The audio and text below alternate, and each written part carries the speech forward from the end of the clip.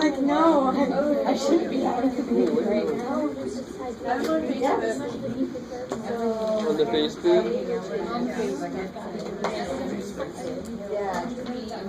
No. Nope. A whole bag of notes around that. Oh yeah, all my friends have babies. That's good. It's not me. Alright guys, Yeah, you gotta so jump on the bandwagon. this first problem, you can imagine, I could give you, you pick 7 Americans or 11 Americans, whatever, and you can just control each spot. And so this is this hangman game I'm playing. So if I got 3 people, and I want the probability of the first do something and the last one, so it's going to be 1 and 2 and 3. And I want the first 2 to not like it. So each of the first 2 get what probability? 0.26. Yeah, so 0.26%, 26% of the time this first one's not going to like it. 26% of those times the second one's also not going to like it. But I want the third guy or girl to like it. So 0.74. And what do you get when you multiply that all out? 5%. So roughly 5%. So on a test or a quiz, on the quiz I'm going to ask you to go 4 places out in your decimals. All right. How about the probability that all 3 dislike the plan? That should be a little bit quicker. 0.26 to the 30. Yeah, I want 3 26%. And what do you get when you do that? 1.75. Do it again? 1.75. What was that? 1.75%. There's just so many people. How are we doing so far? Is that cool? Yep. Yup. So the probability that at least one likes it is 1 minus the probability that nobody likes it. And I do this all the time. I'll have something done already that you need for the next one. You've already done this, right? Yep. Probably nobody likes it is the 1.75%. So it'll be 1 minus 0.0175. What do you get? 8%. Yeah, so 0.9825. How are we doing? Is that decent? What happened? Where? Okay. Clear. So where did I lose you? Which part?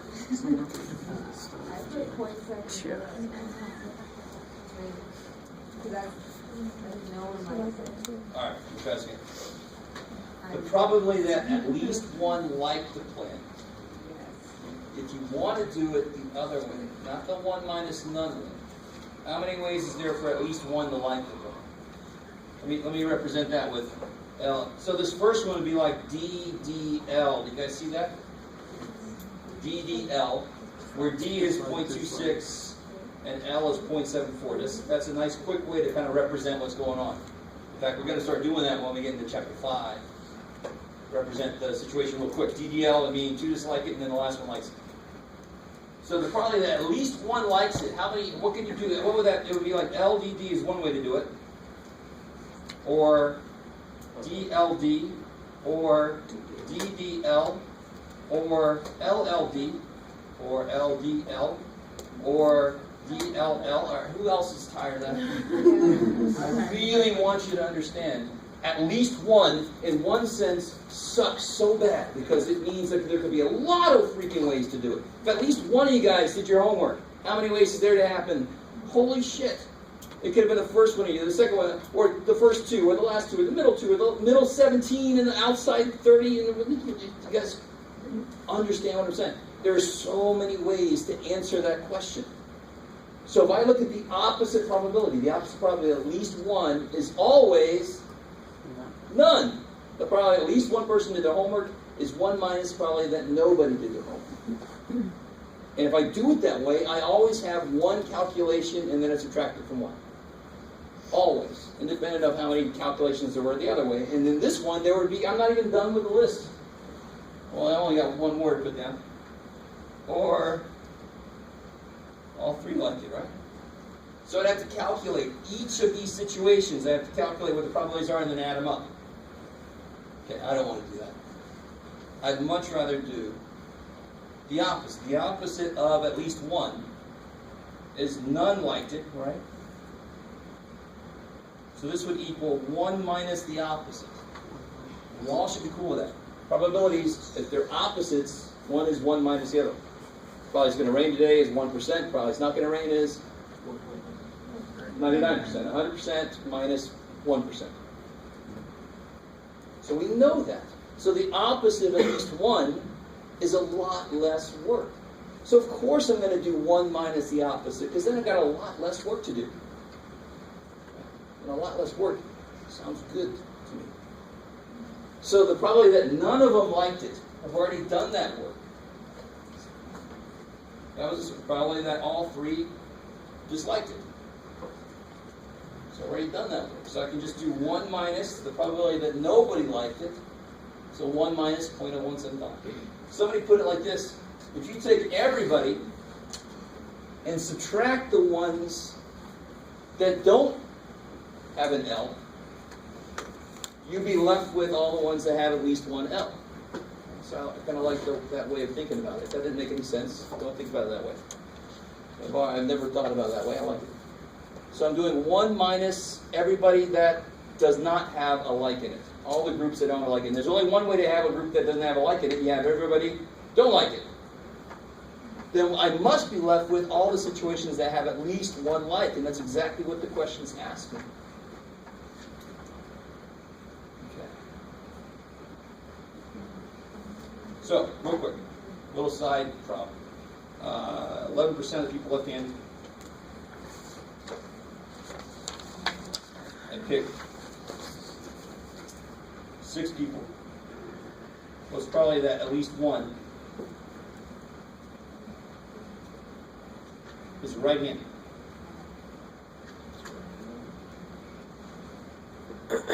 So you can imagine, if I pick 6 people, at least one is right-handed. The first one could be right-handed, and the other one's not. So that'd be R, L, L, L. Right? We're ignoring ambidextrous for now. Or the second one could be right-handed, or the third one, or the fourth one, or the fifth one, or the sixth one, or the first 2, or the middle, and the next 2, or maybe the first one and the last one, or maybe the first 2 and the last 2, or maybe the first 2 and the last 1. Do you guys see how long that list would be? If I just go up to 6, that list becomes stupid long. And we'll learn, actually, we don't do section 4.6, but I do a little bit of it in chapter 5. We'll actually learn the math to count how long that list would be. And it gets longer. Like I said, the pizza toppings go into millions.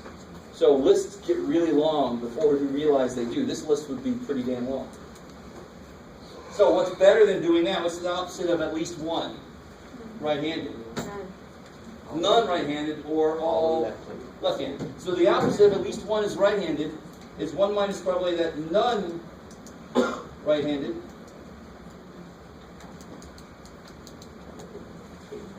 Or another way to say that in English is all left-handed, right?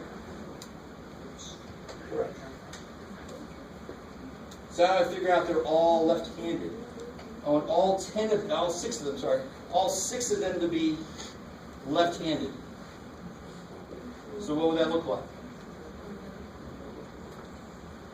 I want all 6.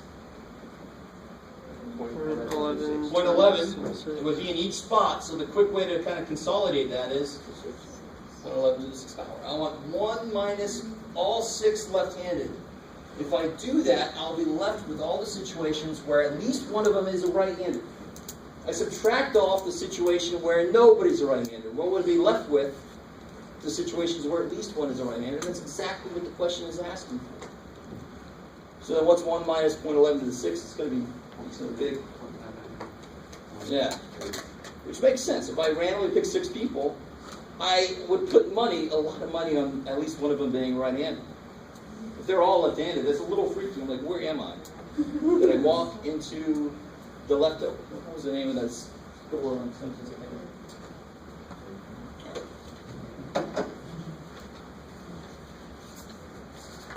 Okay. So there are some problems like this in the whole book. Yes, Just got to get those. What was next one? This next one shouldn't be as bad, hopefully. Oh, sorry.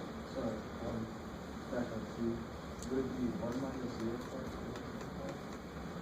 Yes. No.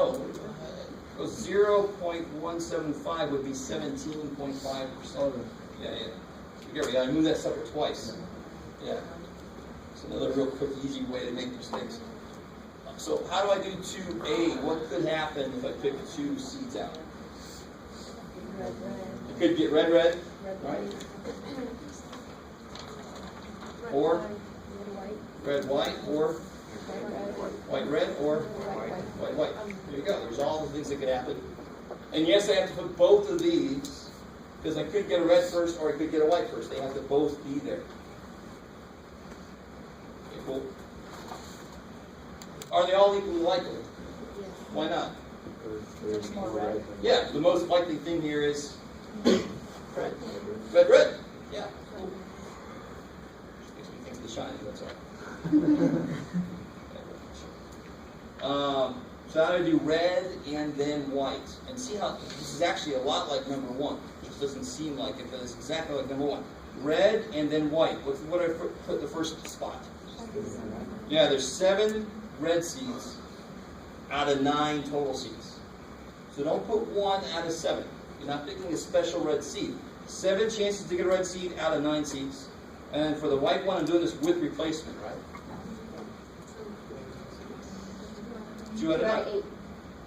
Careful, this is with replacement. Oh, yeah, sorry. Part C will be without.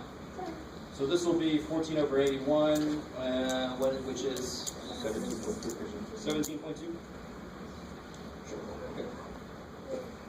So then red would just be 7 out of 9 chance for the first guy. 7 out of 9 chance for the second one. 60.4. Who is it? 60.4. 60.4. So the only difference then for part C, same idea, 7 out of 9 for the first guy to be red, and then you plant that thing. So what's probably the next one's white? 2 out of 9. There's still 2 seeds that are white, but out of 8 seeds. I like it. So then whatever the hell that is. 19.4%. Who? 19.4. 19.4? Okay. A lot of trust here. So speak up if they don't look right. Red, and then red would be what? 7 out of 9. 7 out of 9. 6 out of 8. 6 out of 8. Good, because you lost the seed and you lost the red. So both the top and bottom have to change in this situation. So then 58.3%. 58.3? Mm-hmm. I got you. And then finally, as soon as we're done with this one, we can head out. So let's see, if we add all these together, we get 55 these. 65. 55, so it's a total of 120. 120. And we get 59 here, we get 51. 1. Good. Alright. So double check those numbers on the quiz before you start doing your probabilities. You get something wrong there, every answer is going to be wrong in a way. I'll give you partial credit, but I'm going to take some points off. You'll count this right. What's probably the person's man? Good, there's 55 chances for a dude out of 120. And then you can reduce that, make that into percentage, whatever you like. 46%. What's coming up to 45.8. 45.88? Okay. Now be real careful, people mess up and or all the time. It's because of English. It's English's fault. The word and in English can mean a couple different things. And in math, it means exactly what it's supposed to mean. This and that, and should decrease the number of options. Or should increase. That's why or is add, and is multiply. Now in this one on the end, I'm not going to do any multiplication. I'm not going to use the formula because I gave you a way to count. It's the people that try to use a formula on this that freak out. So owns a Ford or is female. So how many people own a Ford? 51. So there's at least 51 people. And then I want to add in the females. 65 out of 120. Okay, so I could do plus 65 women, but then who have I counted twice? Oh. I've counted these 27 people twice. So I have to subtract off 27. Now you could have done 65 women plus 24 people that you haven't counted yet to have a Ford, right? You could have done that. Really, any way you get to it, it should all be the same. So you end up where here? Let's see. Oh, I can't do that in my head. Is that 80 or 89? And whatever that is a 74.1. Are we doing so far? So cool. So or is basically add. It allows more people in. You or you or you, I don't care. Come on in. So more people have a chance to come in. And if you do this and this and this, it's restrictive. It should get smaller. So how many people are female and have a Hyundai? 3. Yeah, only 3 people. It's not a given, so I don't know anything about the person. So how many people could it be? 120. Everybody messes up on the and question because you think I'm telling you that it's a female. No. The probability that it's a female and has a Hyundai. You can reduce that and make that into a percentage. 2.5%. 2.5. Now here's the only one where the bottom is going to change. And what does the bottom become? Because it's own a Toyota, so there are 59 people that own a Toyota, and out of those 59 people, how many are men? 24. 24. And what do you get when you do that percentage? 40.7. So some of you guys who had like 43, maybe had the wrong number on the bottom. So the number should be, Toyota should be 59. Now, the test for independence, since it's man in Toyota, I have to show that the probability of male is it the same as male given Toyota. Then they would be independent. Otherwise, they are dependent. Because the reason I call them dependent is the probability of man would depend on if they have a Toyota or not. If they do change. That's where the word comes from. And of course, I already asked you these 2 questions. What's probably their man? That's part A. So this is 45.8. What's probably male that they're a man doing that they have a Toyota? 40.7. Those are obviously not the same. The probably, if I tell you that they have a Toyota, the probably their dude actually decreased. Yes? Is there like a leeway for that, or does it have to be exactly? I'd like you asking it. Later we're going to learn how to account for the fact that this is just a sample. So they don't have to be exactly the same. But we have to figure out how much leeway can we give ourselves. So what's the answer here then? No, they're not independent. They are dependent. Oh.